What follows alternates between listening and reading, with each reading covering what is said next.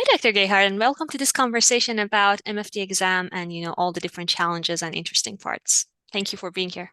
Thank you. Thank you so much for having me. Of course. I think that everyone in our field, they know you, but just in case, can you please introduce yourself and tell us a little bit about your background? Absolutely. So my name is Diane Gehart. I have been a professor in the field of family therapy and counseling for, I think I'm in year 26, 27, somewhere in there. Been doing it a long time. I'm currently at California State University, Northridge. And I have recently actually created my own, it's not a postgraduate training institute because I have people who are still in their grad program at my institute, but I have a training institute, I guess I should say, that's called Therapy That Works Institute. Mm-hmm. And I've really, over the last few years, my main project has been kind of developing what is basically a unifying framework for psychotherapy. Mm-hmm. And this framework I have developed kind of inadvertently because I am a textbook author. Most people know me through my textbooks or my YouTube channel. A textbook author in the area of family therapy theories, as well as counseling and traditional counseling theories. And I think I'm the only person who's done both. So that's a lot of theories to cram into one head. And so it's kind of strange at the end of my career. Even though I love theory, I think you could call me a theoretician. I've really become passionate about using a framework that synthesizes all the theories. So that's what Therapy That Works is all about. And I also started a course. It's a licensed prep course for both the California and MFT prep. It's a prep course for the licensing exams in all 50 states, and it's called Laugh Your Way to Licensure. It's a brain-based program, but it's also one where I'm really trying to change the culture and the mindset around taking the licensing exams. Mm-hmm. Mm-hmm. And I think that is very needed. I think so too. Yeah, your background obviously is very interesting, and sometimes I'm wondering, how you do all these different things, but that's another conversation. So obviously, I think that everyone, like in our field, like who has a degree or a student, I think they all read your books, so they know that, like they, as you mentioned, they follow your YouTube channels. And I think that for me, it was one time that I saw this video that you decided to take the national exam. And then I don't know if that was the start of like your interest in like doing search and research, or it was before that. But can you tell us more about like your background with search and research materials in licensure exam? Well, it's weird. I've kind of inadvertently have had a relationship with these exams for a very, very long time. And it actually began when I was a grad student. So I was in a graduate program. I went straight from my BA into kind of a combo master's doctoral program. And I was a graduate assistant way back. This is back in the 20th century. And where there wasn't a national exam. And so I was at St. Mary's in San Antonio, Texas, and my professor was on the Texas State Board for MFT, and he was tasked with creating a review manual study sheet type thing for their state licensing exam, which doesn't exist anymore. So, but anyway, so that was my job, and being a doctoral grad assistant, which means you do it. This Yeah. is going to be good for you to review everything in your first year of grad school.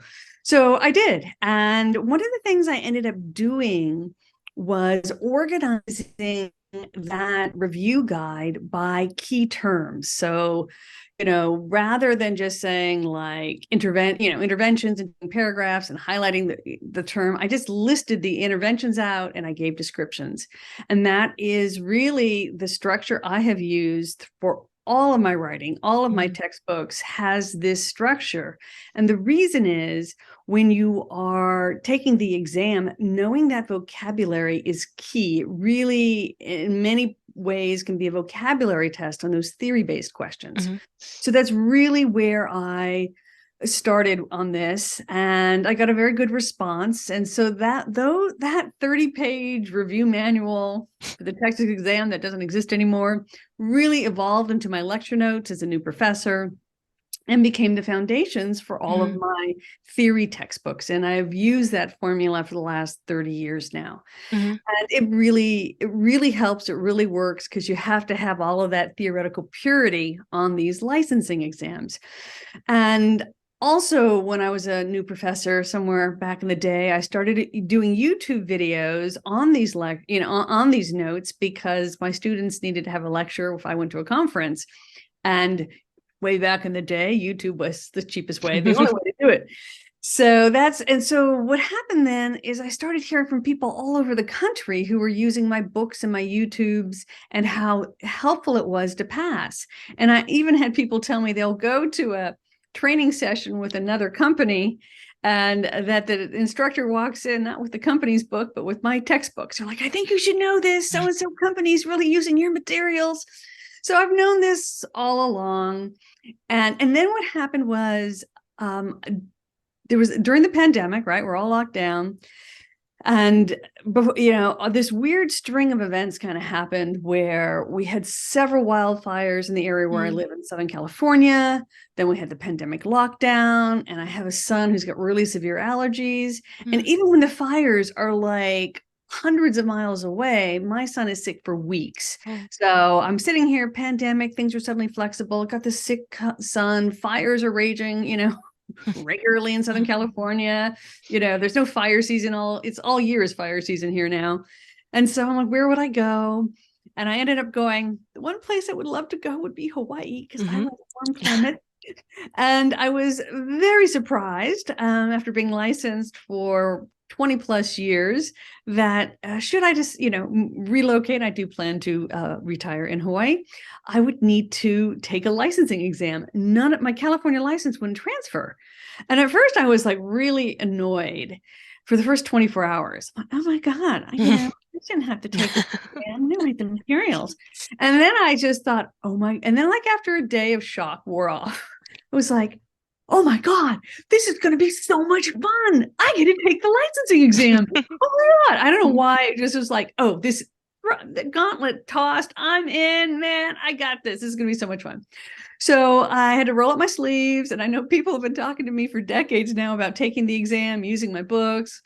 And so I thought, and I started my institute, I'd started learning how to do online courses. And I'm like, oh my God, it'd be so fun to have like a study group with Dr. Gehart, and we're going to study together. It's going to be so cool. So It is cool. I just started this study group, right? Because I knew people had study groups, and I started a course. And obviously I had most of the material. I'd actually, not only have I written, multiple therapy theory textbooks, I do mindfulness, and I have a whole thing of how I've used that around anxiety and test anxiety. I've been on the LMFT ethics review board, so I've done that. And I was actually the only MFT in the country besides Tracy Todd, the executive director, who got trained on the DSM-5 trainer. So I'm like, wow, I got like all the major boxes covered. So I'm like, I can do this. So I went ahead, we started this course, and what I did is I like to teach live. So for 8 weeks, I met like 2 hours with people who were studying. We were all studying together. And my friend Ben Caldwell, who has his own program, I know he had test banks, so he let me actually borrow a test, and I did it, went through. I did not cheat. I did not look at any answers. If you watch the videos, you'll watch me miss some. And but we went through it together, and we took this exam.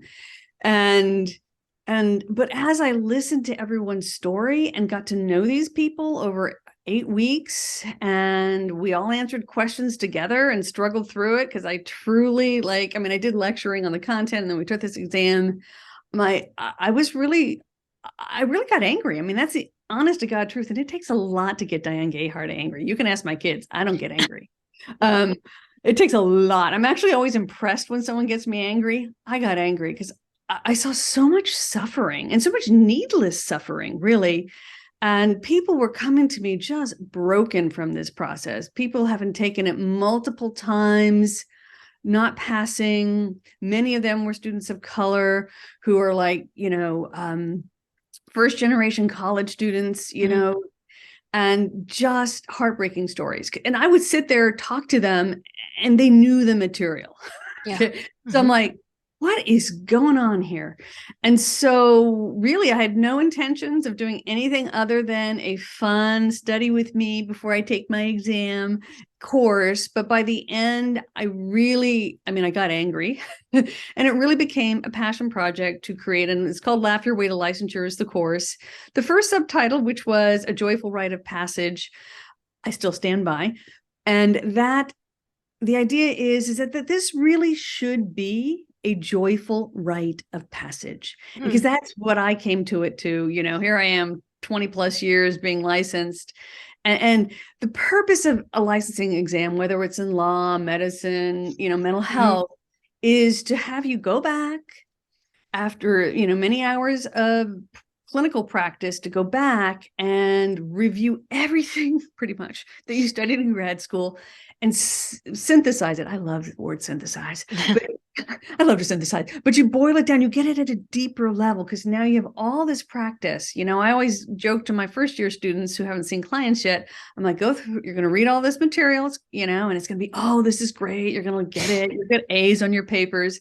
And then in the second year in your master's program, you're going to go see clients. And I'm like, go back and read everything you read the first year. And those authors are going to be so much more intelligent, because now you've seen clients and now you can really understand. And there is this dialectic between the literature and the knowledge base, research base, and clinical practice. And in the beginning, you have to go back and forth between these two before you really get it. And so that is truly the purpose. And it should be a joyful rite of passage where you own the knowledge base of this field. And that's really how I encourage my students to get a whole new mindset. That's the step one of my program is you need to see the big picture here, and you own this. This is a great process for you, because you are going to master the knowledge base of family therapy. And it's an honor and a privilege to get to learn at this level, and to your custodian then of the profession and of our knowledge base for the society. I mean, that's literally what a licensed health professional is. Yeah. So so that's really where I started.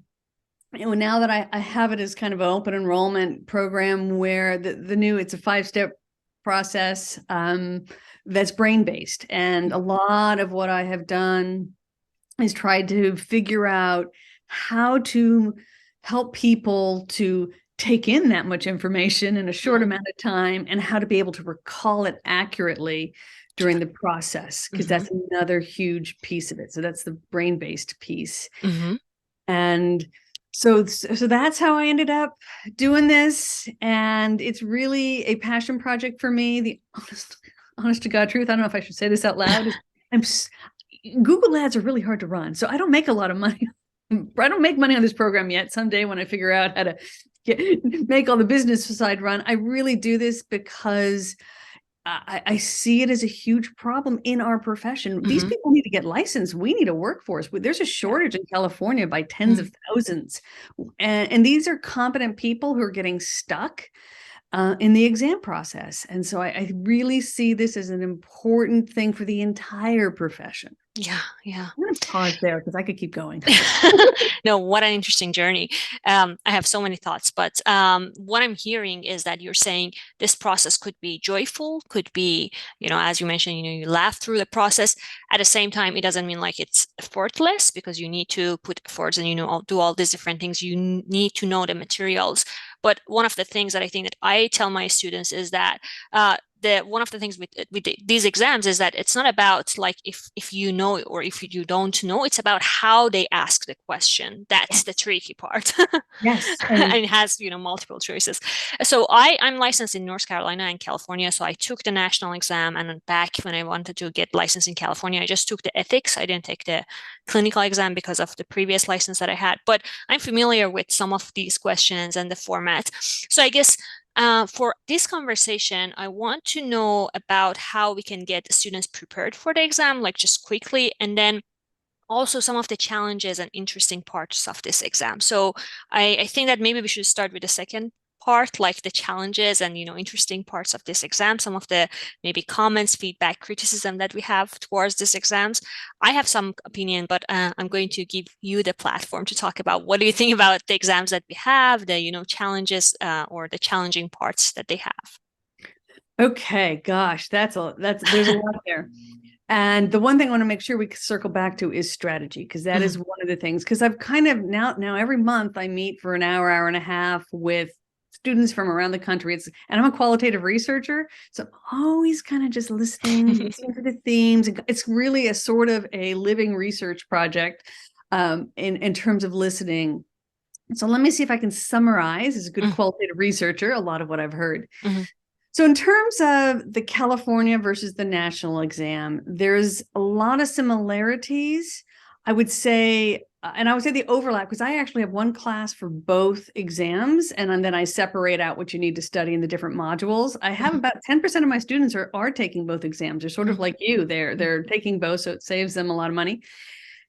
But I would say the content is about at least 80 to 90% overlap. I mean, Mm-hmm. laws, basic laws and ethics, treatment, Yeah. most of the theories. There's, California is going to have a little more California state specific laws, Mm-hmm. but when you look at it, there's very few, Yeah. maybe a question or two that's going to be a difference.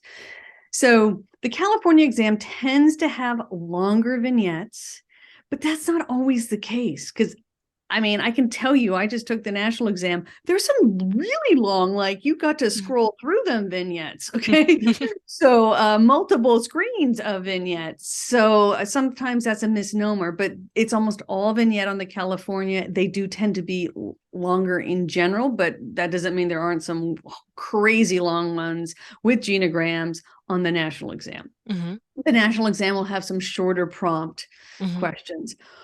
Almost all of the California clinical exam is what I'm talking about here. Almost all of those are applied. There's like a vignette and you're applying it. The national has some applied and some that are more content based, so you're going to see some style differences there in terms of it. I think the biggest difference for me as someone who preps people for both is that the national exam has an infinite number of topics to cover. And in my opinion, and I know the MFT RB has probably heard this from me and they're going to hear it from me again, it's too much. It is, you not only do you not know where to stop studying theories, where California at least took that criticism and pared it down to about 16. I still recommend I have like tiers. So I have top tier theories. Priority number 1, you must know these theories, right? And then I have priority number 2. And then there's like, yeah, maybe. Yeah. You can listen to this video if you got lots of time. So it's unending what the theories can be on the national exam. And I do encourage my students who have full 6 months to try to know about 20 for the national. But the national also goes into a lot more. You need to know how to work with, foster families, parenting, all these special, adoptions, all of these special family topics. And you can get kind of almost like trivia level questions on research findings for some of these, which I find really annoying. Is someone taking the test? I suppose I'm preparing other people to take the test. And so there's it's like much more of an infinite knowledge base. And that as well, I do encourage my students, 10% of those, they're kind of just randomly thrown in there. If I gave you everything to study, everything that could possibly be on that exam, you would be so exhausted and overwhelmed, you wouldn't know the important stuff. So there is this finessing around studying for the national exam, where California, I think it's a clearer what you need to study. I think the questions are often more difficult. I think the national ones, they're more vague.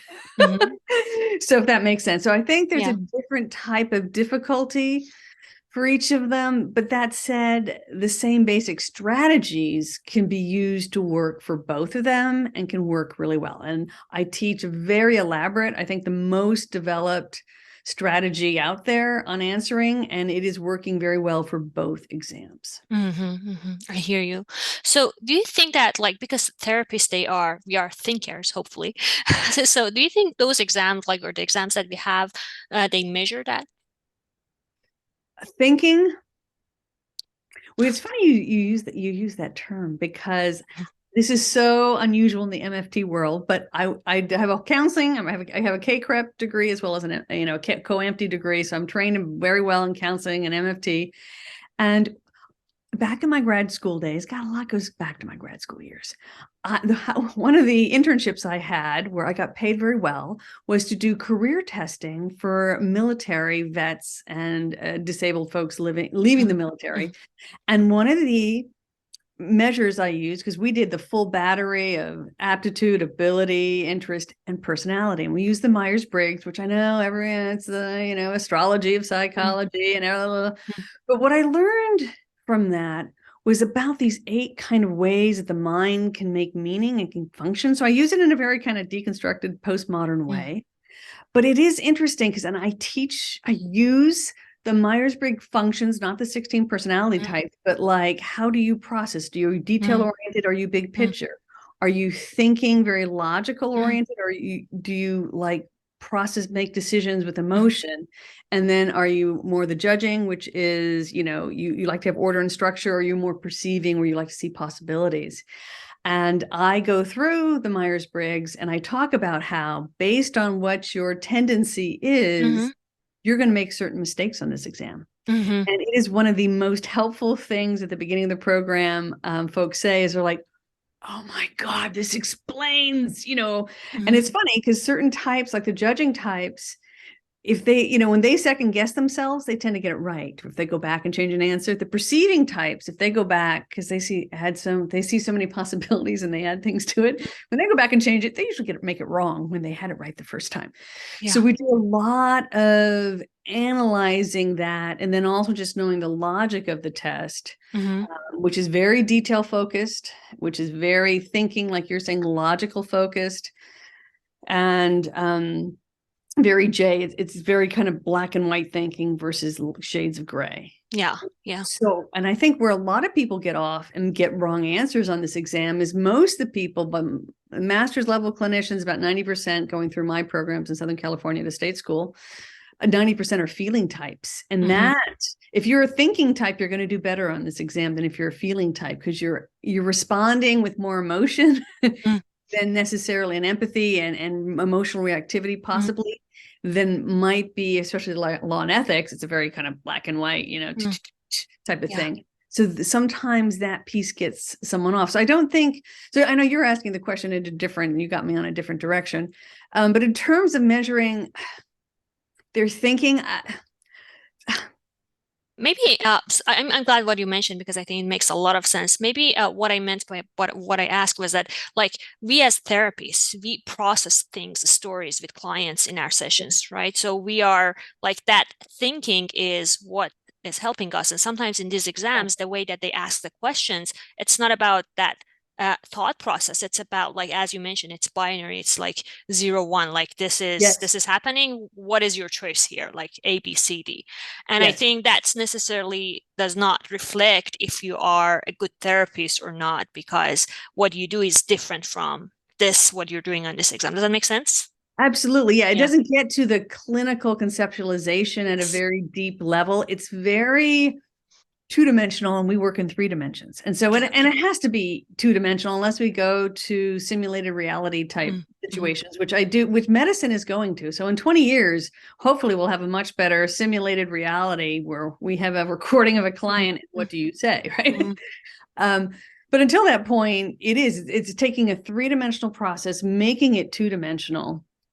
And there's a real mindset shift that has to happen with that. So it doesn't capture that as well. And so, I mean, yes, there are certain questions that might do that, but I would say a lot of them don't. A lot of them, I mean, in a certain number, truly, because, I'm using Ben Caldwell's exams, and there are, he gives me half of a mock, so 90 questions, half of a national mock, 90 questions, and there are about 4 or 5 of them we just agree to disagree.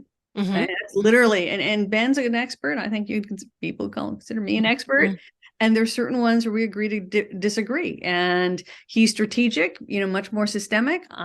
He does EFT too. We both do EFT, or train in EFT, but I'm much more postmodern in my sensibilities. So just that difference, male versus female. Some of these, I see a real gender difference in how a female might handle that versus how a male might handle it. And so, certain like boundary issues, there's a gender piece that's there, right? And so some of these things don't always get captured. They're very subtle. And I definitely think there's some of those issues. And so it's very hard to take the three-dimensional world, of family therapy and get it into a black and white, multiple choice, two-dimensional. The thinking is different, and it's a different thinking process, what you do in session than how you answer these questions. Yes, exactly. So with that being said, let's talk about the strategies. I was telling you that I was watching your live last night on YouTube, and for MFT students who are watching this, if they haven't done it yet, I highly recommend to subscribe to your channel. But let's talk about some of the strategies that you think that it's helpful for students to just be mindful of them.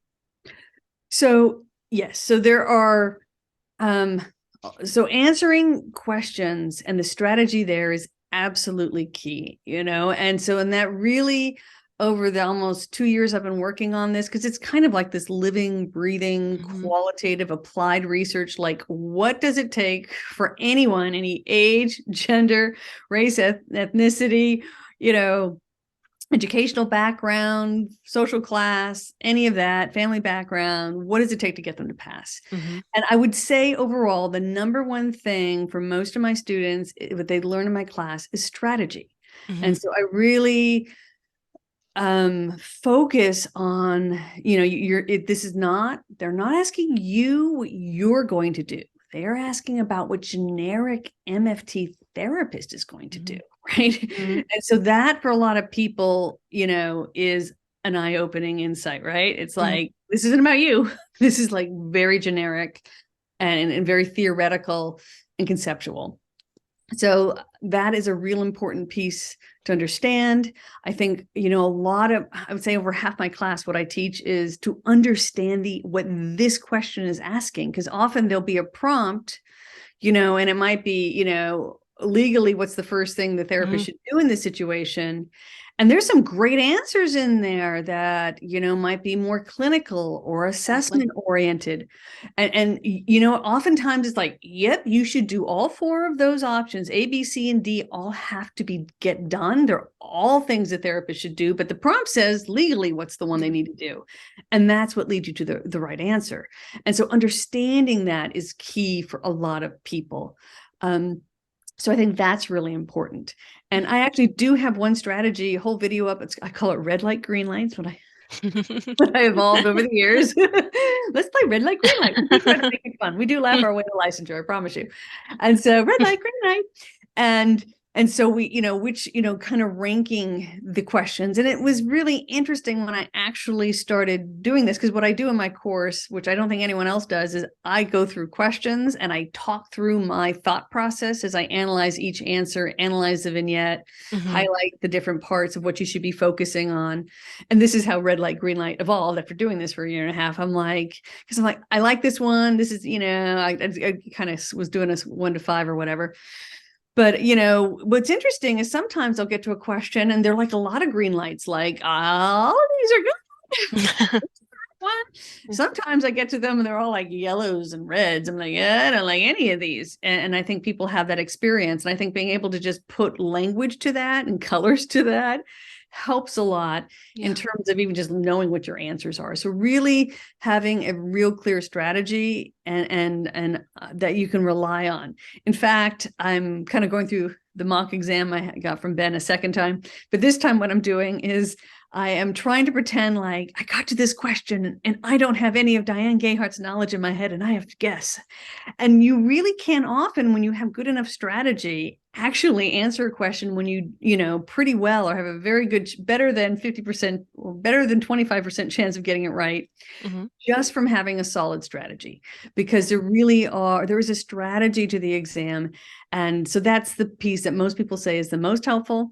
The second most helpful thing people talk about is the test anxiety management piece. And that is so, so critical. And it's kind of, I think it's funny, but when I went to go take my licensing exam I guess it was just last year, What happened to me was, I mean, I had to fly to Hawaii to take it because I'm from California. And it was right when Hawaii was opening up after the lockdowns Mm-hmm. for the pandemic. And so nothing was open. You couldn't get food. And I was like just trying to get food, let alone go and visit the space and see how it's, figure out how to get there, where the room is and bathroom and Yeah. all that good stuff you're supposed to do.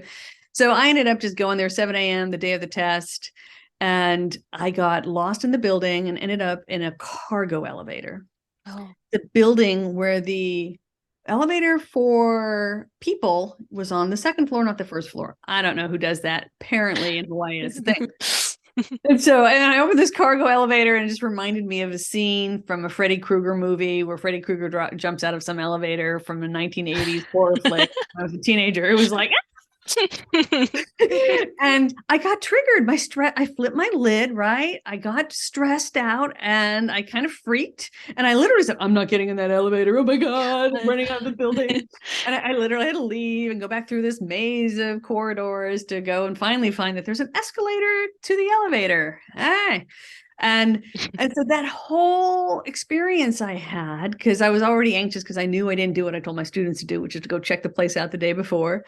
And then I come and I find Freddy Krueger's elevator and I get there and it's just COVID, the whole, pat down, strip search thing they do. You're just like, by the time you sit down. And then, of course, they give me a PC rather than a Mac. And now I'm on a funky computer I don't know how to use. And so I got triggered.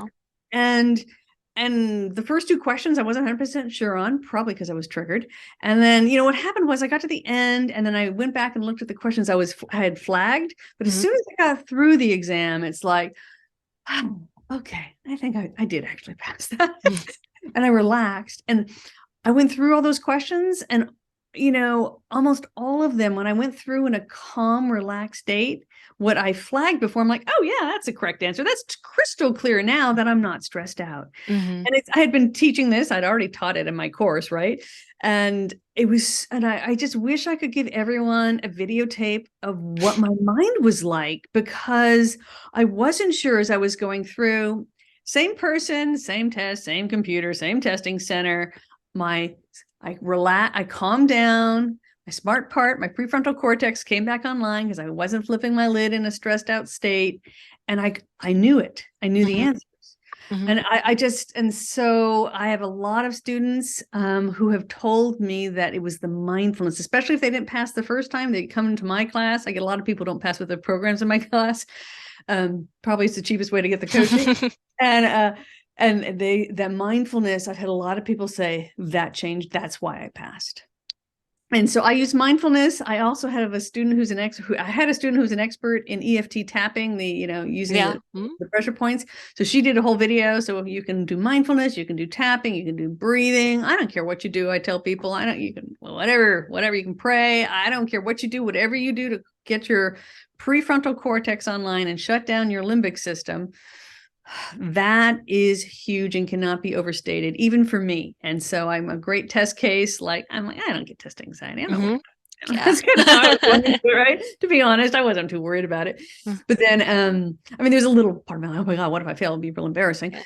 But other than the public embarrassment, I wasn't too worried. It was a low stakes exam for me. And yet I got triggered. And if I can get triggered, anyone, and people have horror story after horror story. If you come to my live coaching sessions, computers crashing, being asked to get up and move in the middle of an exam, really abusive strip searches beforehand, the person next to you having a panic attack and screaming, and you have to sit there with your little headphones on and keep going, right? So, there, a room that's 55 degrees and they won't let you have a jacket. I've just heard horror story after horror story. I got a new one yesterday. I forget what it was, but anyway, so that was the other one, is really making sure you have a very solid anxiety management strategy. And that, I think, takes several months to build up in your nervous system. It's not something you're just not going to do tapping the day of the exam and suddenly do it. It is a, I have a whole curriculum built around the anxiety management. It's not a one and done type thing the day of the exam. And then there's just knowing the content. You do need to know the content. At least most of it. I think some people overstudy too broadly, especially for the national. And so there is having that content clear in your head is definitely another piece of it. Hmm. Thank you, thank you. And I think some of the things that you mentioned, they are very, very common. And I think sometimes when people they listen to these things, they're like, duh. I mean, yeah, that makes sense. But they're really more common and they are really different, as you mentioned. Like you need to practice for some of these things, like in a long period of time. It's just not like, oh, I know how to manage my anxiety. Um, so I took the exams and I passed the first time in the exams that I took, but at the same time I experienced the things that you mentioned, right? One of the places that I took the exam, it was just so cold and I run cold in general. So I was like freezing the whole exam and that impact your performance a lot. The other thing is when I wanted to take the ethics exam in California, I was like, I'm an ethical, therapist. I don't need to study. So just let's do some, mock exams or, questions. And I did the same thing that the question was there. And then I just said A, and A was about clinical, like response, the best thing that you do, not the legal or ethical or all these different things. And then I thought, maybe I need to be more careful about answering the questions.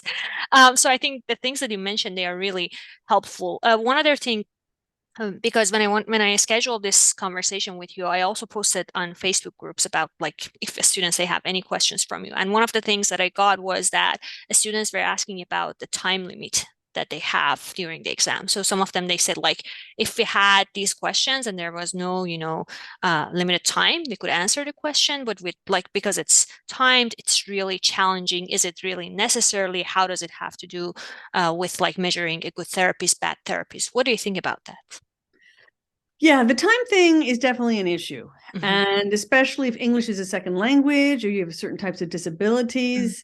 I do encourage all of my students, if you qualify for an ADHD diagnosis or even PTSD or any Mhm. learning disabilities, most every state I know of, I believe they have to under ADA, has to make accommodations. The most common of which is giving you time and a half or double time. Mhm. And your doctor needs to write a note. There's a whole process on the website on how to do all of that. So you just can't ask, a doctor has to ask and tell them what to do. And if you have English as a second language, I think most states, I know not all states, but Mhm. most states will give you, California definitely does give you Mhm. time, extra time for English as a second language. Yeah, I think time is a problem. It is. I mean, so you're getting 180 to 200 questions in 4 hours, and Mhm. typically you, when you write a standard multiple choice, so this is like in academia, so Mhm. like for a graduate, and you have a not too long of a vignette, a shorter prompt, you typically allow a minute per question.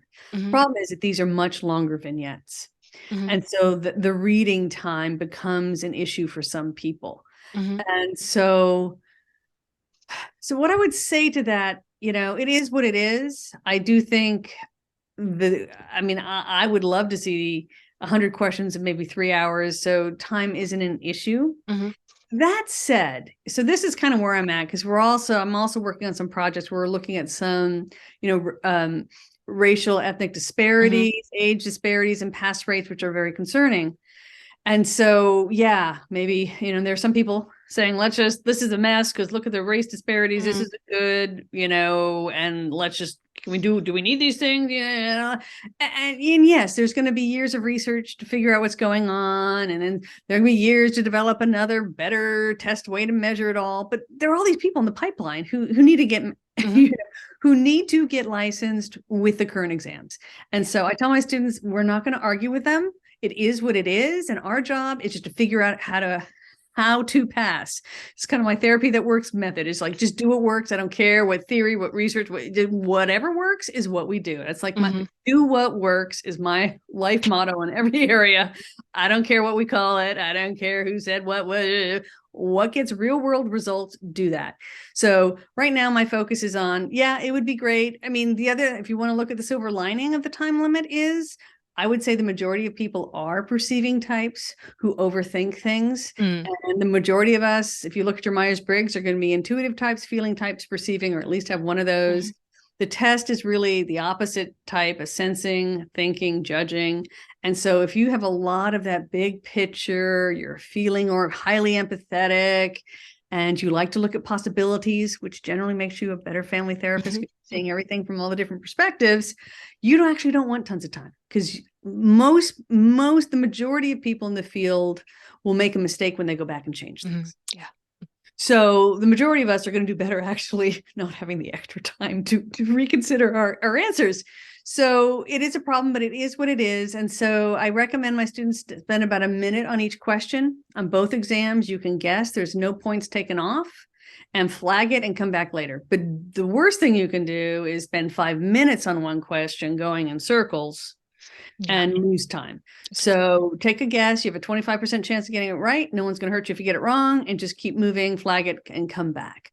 So the time is what it is. I don't see that changing for anyone, hopefully when they go back. And I know that California has definitely started their process of kind of evaluating, and they don't even have the data yet. So first they have to gather the data, then they have to analyze it, then they have to get, feedback from everyone. This is a years-long process. At least a decade. Yeah. Yeah, it's going to take a long time. Yeah. So you got the time that we've got, and we've got to figure out how to, each person has to figure out how to use it wisely for how their mind makes sense of these questions. And that's, a lot of what I teach is that different people need even different strategies depending on what type of mistake you do. I have these worksheets where you analyze, what did you do to get this one right? What did you do to get this one wrong? And what type of patterns of mistakes do you make? What patterns, what are you doing when you get things right? What are you doing when you get things wrong? And just knowing your own pattern is really important, because I'm one of those people. I read a vignette, I'm like, well, what about this? And what about that? That is this for this? And what's this person doing? I'm like, I mean, before you know it, I've got like 4-generation genogram questions going in my head. And and that's going to get you to the wrong answer. But a lot of us wonder about all these other things that might be going on, and it gets us off track. And so, yeah, you're correct. And I can see how your sense of humor is a bonus in the training workshops that you have. So that's awesome. yes. Is there Often they are laughing at me, for the record. So some people are like, I got it right, she got it wrong. We had a good time. we need more laugh in this life. But is there anything else about licensure exam that you want to talk about? Well, I think going back to this concept of it being a joyful rite of passage. And, when you go into those Facebook groups, there's a lot of doom and gloom and a lot of frustration. And I think you want to be careful about that. I also want to say that, NASW's clinical exam, they have identified very clear patterns of disparities in pass rates for people of color and also around age. And so there are some known disparities, and, we're trying to make sense of all of this. And so, and some people, that just makes you want to throw up your hands and, give up. And that, I think, is the wrong response and wrong message. And so I think, and there's several of us trying to work on this, and, but I think really focusing on strategy is the key to, reducing those disparities, and knowing how to study well and study strategically, and understand what's really happening. There is a culture to these licensing exams that is, quite frankly, different than like a GRE, an SAT, or any undergraduate course. There is a different sensibility. There's a different logic. And that is, I think, a lot of where those disparities are coming. And I really am kind of exploring the hypothesis of a University of Columbia University professor in the area of linguistics. He's African-American professor studying linguistics, where he kind of actually identifies some of the linguistic race studies around race and class. It's a race class research. But I've been discussing this with my students, and we think there's really something to this. Where in the research study from the 80s that they were looking at, it was white middle class families talking much more hypothetical, talking about facts for facts' sakes, this very hypothetical way of, what about this hypothetical problem? Or the comparison group was a working class Black, so there are two factors there. But I think this is true. A lot of my folks have just saying working class. The parents are much more practical, pragmatic. How do you solve this problem that's in front of you? Much more of hands-on learning and talking, not this like, floaty stuff and hypothetical stuff. And the exam is 180 to 200 hypothetical situations. Yes. And if you haven't done a lot of that, because I certainly come from a working class family where my parents never talk like that, but I look at how I talk to my own kids, and I'm already making these fine distinctions in language with them. Like when they go to insult their brother, how I correct them is there's difference between IQ and education, right? So I make that distinction with them. And that's the type of distinction that's on the exam. So my kids, already I can see linguistically how I parent them as an educator, because my parents didn't have college educations. They didn't mince words like that. It's like, do it because I said so, right? I didn't get it. Well, there's this and that, and I'm sitting here with my kids splicing words. And so many times it's like always or often, that's the difference, right? Or, assess versus, something. It's like, these subtle little word differences, word games, which are really more out of an educated upper class type of language, less pragmatic. That seems to be a key insight. And, sometimes my students will say, oh my God, I didn't realize I had to pay that close attention to the words. And it's like, yeah, you do. And there is a acculturation piece there. And yes, you get some of that in grad school and undergraduate, but it's on steroids with this exam. And it's just easier for people who had parents who talked to them like that. And there can be a race and class issue related to all of that. So we're exploring that. That's my current hypothesis. We'll be testing it this year. And so far, I've gotten very positive feedback from people who are like, yes, I never learned to take words this literal and splice words like to this fine splicing of words. And so I'm hoping we're going to work on this strategy over the upcoming year in terms of really trying to teach just the culture and the linguistic culture of the exam to see if that helps reduce some of these disparities that we've been seeing. Yeah. Thank you for sharing that. I think we all hope for, as you mentioned, probably in a decade, or I don't know, maybe more than that, we are hoping for a more fair exam and, better exam, in many different layers. But until then, we need to work with what we have. Thank you so much for your time and, having this conversation for me. My last question for you is, what is one thing that you would tell the younger version of yourself, maybe when you were an MFT student, about becoming a therapist? Don't worry so much about, are you good enough? I know I tell all my students, you are going for 70%. You're not even going for 75. You're going for a C- on this exam. A C- is all you have to do. That's all you have to get. Chill. Don't worry so much. Don't stress about it. Here's the thing. If you sincerely do the work, and I would say the work is this: you read, you get yourself educated, and you put your all into it, right? You're writing a paper on satire or narrative. Don't go to Wikipedia and go to just a textbook. Go read Michael White and Combs and Friedman and own it. And you're not going to have imposter syndrome if you do the work, because you're going to pick up, I've read what White says. I know what comes, I got this. So do the work. See your clients, know that it's really, really messy. And if you do the work and you really focus on giving your best to your clients, you will succeed. You will get good at this. And so it does take practice. It is a complex skill set, but I think so many people get caught up on like, oh my God, I got an A- on a paper. I'm like, it doesn't matter, for the love of God. Like, no one cares about your graduate school grades.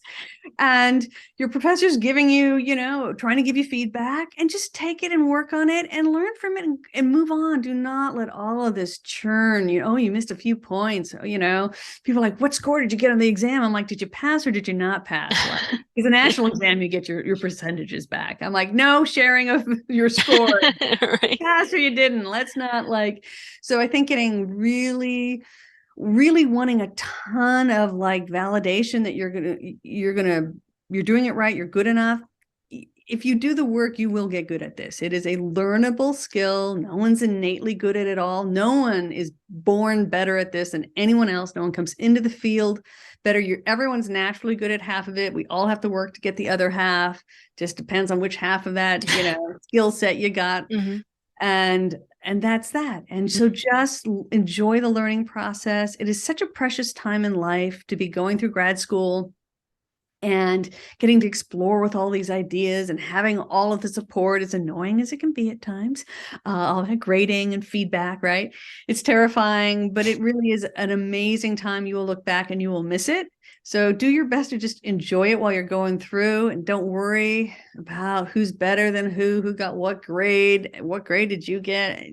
Just learn, enjoy the process. And because it really is an incredible field to be a part of. Yeah, it's a privilege to the position that we have. And I think, as you mentioned, as long as you do the work, the process will work out, hopefully. Mm-hmm. Great. Thank you so much, Dr. Gehart, for your time, for this conversation. And I again encourage everyone to subscribe to your channel for the, future videos and, trainings and workshop. Thank you. Thank you so much for having me. Of course. Have a great day. Bye-bye. Bye bye.